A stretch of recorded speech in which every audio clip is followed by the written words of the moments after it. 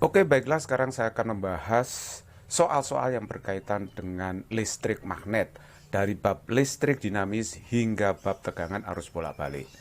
Nah, yang pertama ini ada soal rangkaian hambatan listrik.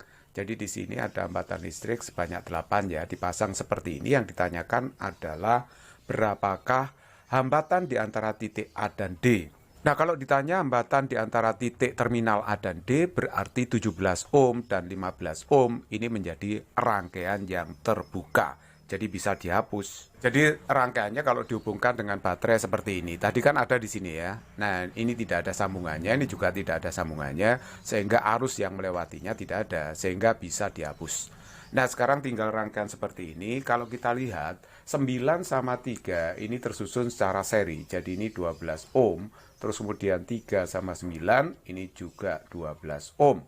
Nah, jadi kalau begitu rangkaiannya nanti RAD itu sangat simpel. Berarti nanti 2 ohm ditambah dengan paralel dari 12 sama 12. Saya tulis 12 paralel dengan 12 seperti ini, ditambah dengan seri dengan 8 ini. Jadi kalau begitu 12 paralel dengan 12 itu adalah 6, ditambah dengan 8. Nah, ini 10 tambah 6 berarti 16 ohm. Jadi jawabannya adalah E. Soal berikutnya, jika beda potensial antara titik A dan B sama dengan 0, maka nilai hambatan R berapa? Jadi yang ditanyakan nilai hambatan R. Perhatikan di sini VAB sama dengan 0. Beda potensial antara titik A dengan B 0. Kalau nggak ada beda potensial, berarti arus yang mengalir dalam cabang ini sama dengan 0. Nah, kalau arus yang mengalir dalam jembatan itu 0, ini adalah prinsip jembatan Wheatstone ya. Jadi perkalian silang hambatannya itu harus sama. Jadi 12 nanti dikalikan 3 itu harus sama dengan 9 dikalikan dengan R. Jadi kalau begitu R-nya adalah 36 dibagi 9 sehingga hasilnya adalah 4 ohm. Jadi jawaban yang tepat adalah D. Baik, soal nomor 3 sekarang. Perhatikan rangka listrik seperti ditunjukkan gambar. Jika hambatan kawat A, B, C diAP-kan dan R 60 ohm, maka arus yang melewati sumber tegangan sebesar berapa? Jadi ini hanya kawat biasa ya. Yang A kawat biasa, C kawat biasa, ini juga kawat biasa yang B. Jadi tanpa ada hambatan. Hambatannya ini sebanyak 5. Yang ditanyakan arus yang melewati GGL dari baterai ini. Nah, kalau kita mencari arus total rangkaian ya berarti V tot dibagi dengan R tot. Kita mencari R totnya. Susunan hambatan seperti ini, perhatikan. Ujung R yang kiri dengan kanan ini menyatu ya kakinya. Ini juga menyatu karena ini nggak ada apa-apanya. Berarti kalau begitu hambatan kiri dan kanan ini tersusun paralel. Jadi kalau paralel bisa dihapus, salah satunya R dengan R paralelnya itu adalah R per 2. Ini tersusun paralel R ini. Karena di sini kakinya bertemu, ini juga bertemu juga. Ini nggak ada hambatan ya. Jadi paralel. Jadi kalau begitu R kita lebur ke sini. Jadi paralel R dengan R itu adalah R per 2. Jadi ini R per 2. Nah, sekarang perhatikan baik-baik. Ternyata R per 2 dengan R per 2 ini tersusun secara seri. Jadi serinya adalah R. Nah, nanti R di sini paralel dengan R. Jadi kalau begitu R paralel dengan R berarti R totalnya R paralel dengan R itu artinya ya berarti R per 2 karena hambatannya sama. Anda boleh pakai rumus 1/RP sama dengan 1/R plus 1/R, boleh sama aja, hasilnya R per 2. Jadi R-nya di sini 60 kita bagi 2, hasilnya adalah 30 ohm. Nah, setelah itu kita masukkan dalam rumus bahwa arus rangkaian V tot itu dibagi dengan R tot. Jadi V totnya 12. Nah, sedangkan I-nya di sini sedangkan R totnya di sini adalah 30, berarti ketemunya 0,4 ampere. Jadi jawaban yang tepat adalah C. Berikut nomor 4, perhatikan rangkaian listrik di bawah ini. Arus yang mengalir dalam rangkaian ini dan arahnya adalah kemana? Nah, saya umpamakan dulu ya, arah arusnya searah putaran jarum jam, arah loopnya juga searah putaran jarum jam. Sebenarnya Anda bebas menentukan arah loop, bisa searah putaran jarum jam, boleh melawan. Begitu juga perumpamaan arah arus sembarang, bisa searah putaran jarum jam, bisa berlawanan. Oke, kalau kita menghitung arusnya sangat mudah pakai hukum 2 Kirchhoff. Sigma E plus sigma IR itu sama dengan 0. Nah, coba kita dahulukan sigma E-nya. Kita mulai dari ngelup dari sini ya. Nah, ini ketemu kutub positifnya dulu baterainya. Yang panjang positif ya. Ketemu positifnya dulu, jadi tulis 24 positif. Kemudian ke sana terus. Nah, ini ketemu kutub negatif. Jadi ini min 2, terus lari ke sana. Nah, ini ketemu min 12, ya ketemu minnya dulu yang ini. Jadi min, ini juga min. Oke, baterainya cuma 3, selesai. Terus arus ini sama arah dengan arah loopnya, positif. Dikalikan dengan R yang dilewati, 2, 3, 4. 2, 3 itu 5, 5 ditambah 4, 9, 9, 14 berarti 20 ya. Jadi 20 ini sama dengan 0. Nah, sekarang ini berapa? 24 dikurangi dengan 14. Nah, itu kan 10 ya. 10 plus 20I sama dengan 0. Berarti 20I sama dengan min 10. Saya coret 0-nya, jadi I-nya adalah min setengah ampere. Tanda min itu berarti arah I berlawanan ya. Berlawanan dengan putaran jarum jam. Nah, kenapa begitu? Karena tadi kita mengumpamakan arah putaran jarum jam. Loh, kok ketemu negatif? Nah, itu artinya arah arusnya melawan arus permisalan atau perumpamaan. Karena arusnya arah putaran jarum jam, perumpamaannya begitu, maka arah yang sesungguhnya itu adalah melawan putaran jarum jam sebesar setengah ampere. Jadi jawaban yang benar adalah B. Baik, soal nomor 5. Perhatikan rangkaian listrik di bawah ini, arus listrik yang melewati hambatan 20 ohm dan nilai dari tegangan VAB berapa?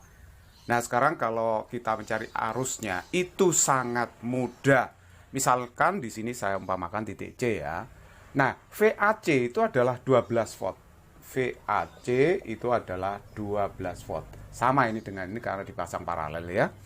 Nah, terus kemudian perhatikan bahwa yang namanya VAC itu adalah VAB ditambah VBC ya, ditambah VBC. Nah, VAC-nya ini sudah ketemu. VAC-nya adalah 12 itu ya. 12 VAC. VAC 12 ya. VAB-nya itu berarti I, nah dikalikan dengan 20 ya.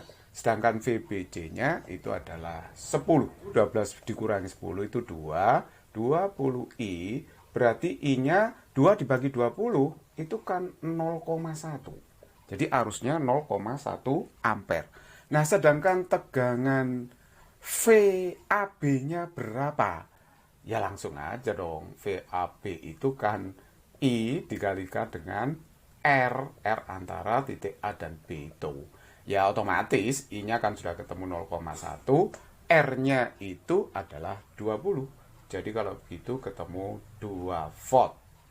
Bisa juga VAB dihitung dengan melewati jalan tol. Saya lewat ini ya, jalan biru itu. Coba yang dilewati jalan biru sama sekali tidak ada hambatan. Itu namanya jalan tol.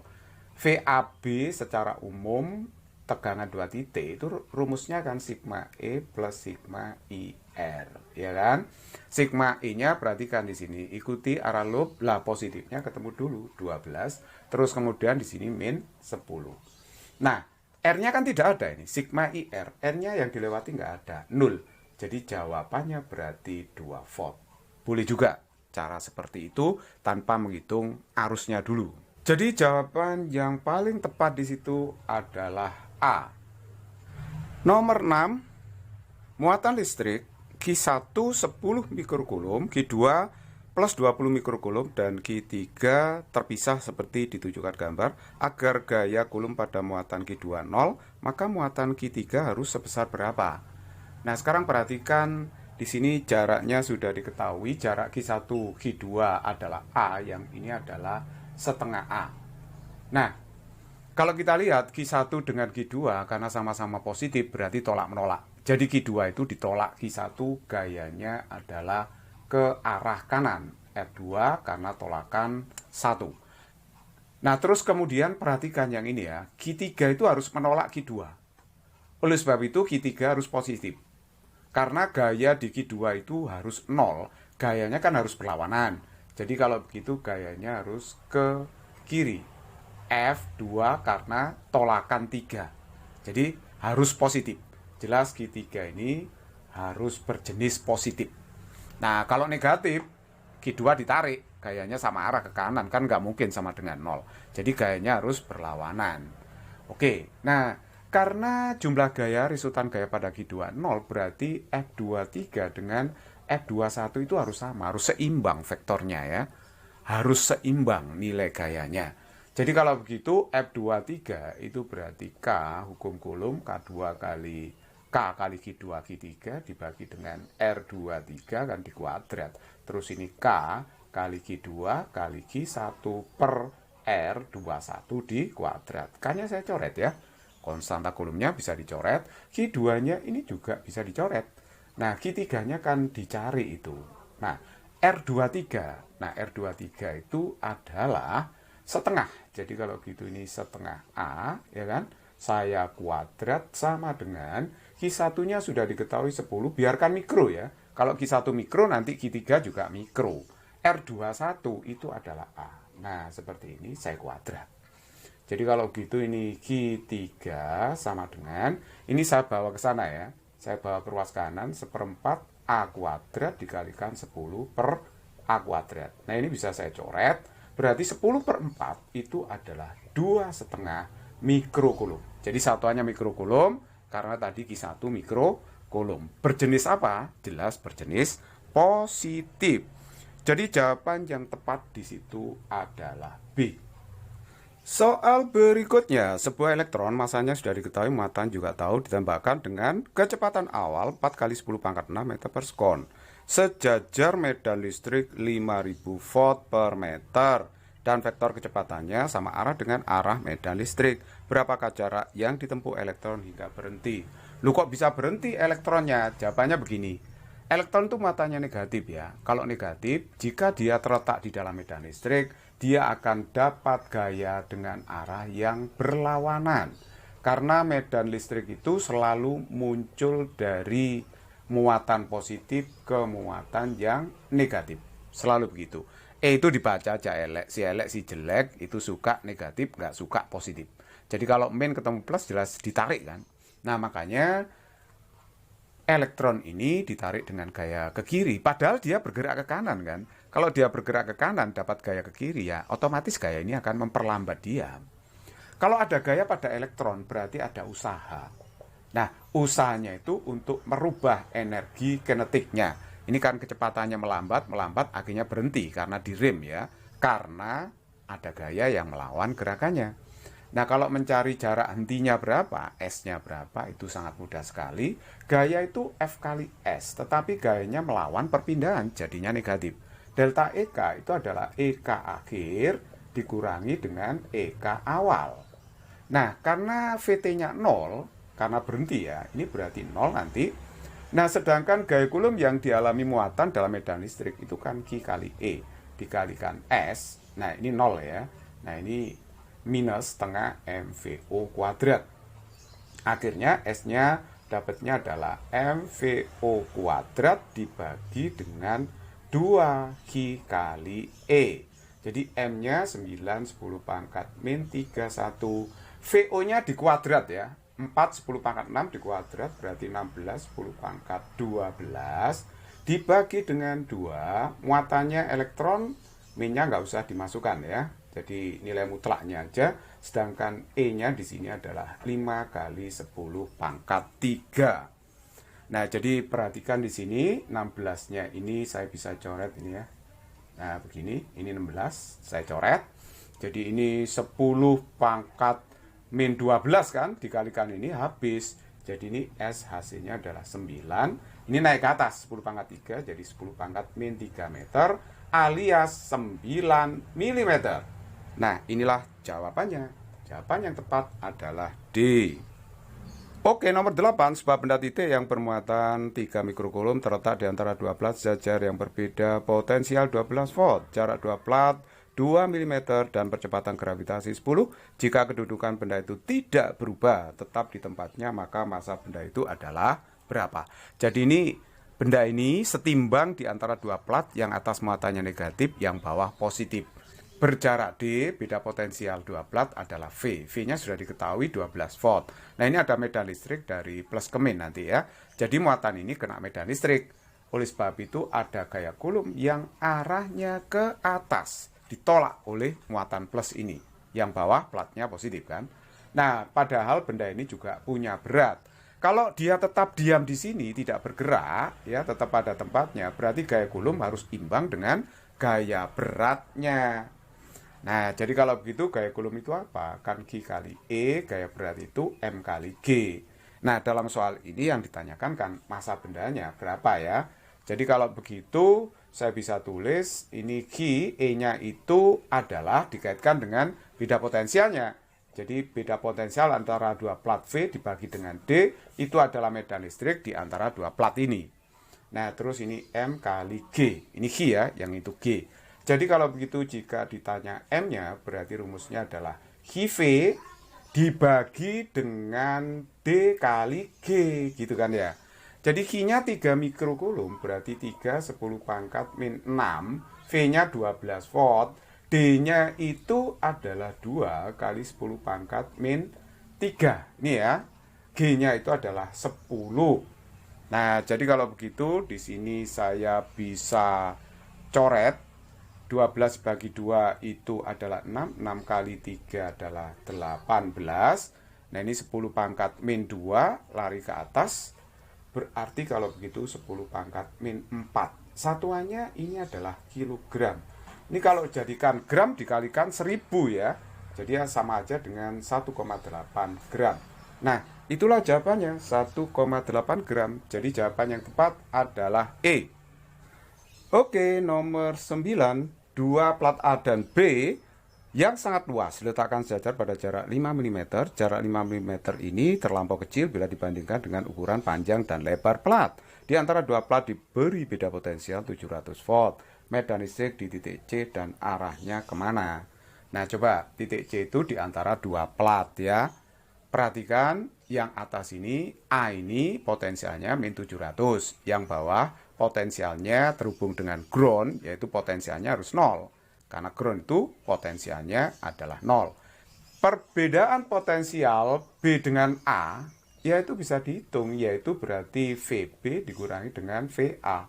Nah, VB-nya 0 dikurangi dengan min 700. Jadi hasilnya adalah 700 volt. Kalau kita mencari medan listrik di C berapa ya gampang. E itu berarti beda potensial di antara dua plat dibagi dengan D. Jadi VBA 700 ya, 700 dibagi dengan D, D-nya 5 kali 10 pangkat min 3. Ini minus 3 ya. Jadi kalau begitu 7 dibagi 5 itu 1,4. Berarti ini bagi itu 10 pangkat 5 ya. Satuannya adalah Newton per Coulomb. Inilah besar medan listriknya. Lah arahnya kemana medan listrik ini? Lah ini 0, ini min. Nah, min dengan 0 kan lebih kecil min ya. Jadi kalau begitu arah medan listrik pasti ke atas. Jadi ini arahnya adalah ke atas. Jadi arah medan listrik itu bisa dari potensial positif ke negatif, bisa juga dari potensial 0 ke negatif. Jadi jawaban yang benar di situ adalah D. Oke, nomor 10, perhatikan rangkaian di bawah ini. Jika tegangan sumber adalah 12 volt, jadi ini diketahui 12 volt, maka tegangan VBC adalah berapa? Jadi yang tanyakan adalah tegangan VBC. Nah, gimana cara mencarinya? Ini sangat mudah sekali. Sederhanakan dulu rangkaiannya. Perhatikan, 2 sama 2 ini tersusun secara seri. Serinya adalah 1 mikrofarad. Loh kok bisa? Kalau kapasitor seri itu rumusnya kan ini ya, 1/2 1/2, pakai 1/1. Jadi CS-nya dibalik ya tetap 1 mikrofarad. Nah, 1 dengan 5 tersusun paralel. Paralelnya kan tinggal jumlah 1 ditambah dengan 5 ya. Jadi kalau begitu 6 mikrofarad. Jadi kalau rangkaiannya disederhanakan seperti ini. Nah, seperti inilah kalau disederhanakan di antara B dan C itu ada kapasitor dengan kapasitas pengganti 6 mikrofarad. Penyederhanaan dari rangkaian tadi. Nah, sekarang kita lihat 3 dan 6 ini tersusun secara seri. Seri itu muatannya pasti sama. Anggap saja muatannya yang sebelah kiri itu Q1, yang di sini Q2. Kita bisa menghitung Q1, Q2 dengan sangat mudah. Karena nilai Q1, Q2 itu akan sama dengan Q totalnya. Q total itu bisa kita hitung dengan cara menghitung C totalnya dulu. Jadi ini pakai seper ya, karena seri seper C total seper 3 seper 6. Jadi ini kan 6, 2 plus 1, jadi C totalnya ketemu 6 dibagi 3, itu kan 2 mikrofarad. Nah, kalau sudah ketemu 2 mikrofarad, berarti Q-totnya itu kan C total dikalikan dengan V totalnya, ya kan?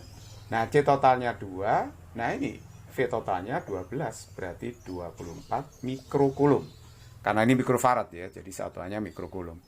Nah, Q1 itu sama dengan Q2, ya sama dengan Q total yang berarti 24 mikrokulum. Kalau kita ditanya VBC berapa, nah VBC itu sama aja dengan menghitung V2. Jadi V2 yang muatannya Q2. Jadi V2 itu adalah Q2 dibagi dengan C2, karena Q itu C kali V kan. Jadi Q2-nya itu 24, C2-nya itu adalah 6. Berarti kalau begitu hasilnya adalah 4 volt. Nah, inilah tegangan di antara titik B dan C. Jadi jawaban yang tepat adalah C.